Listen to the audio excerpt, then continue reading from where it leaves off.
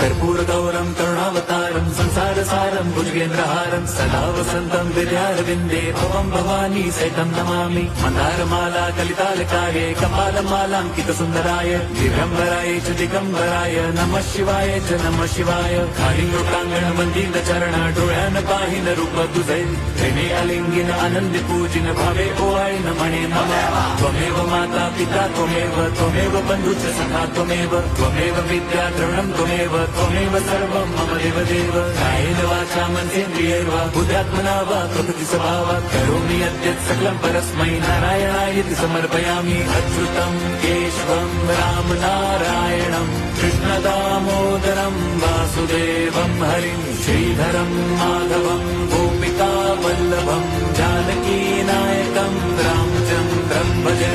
Hare Ram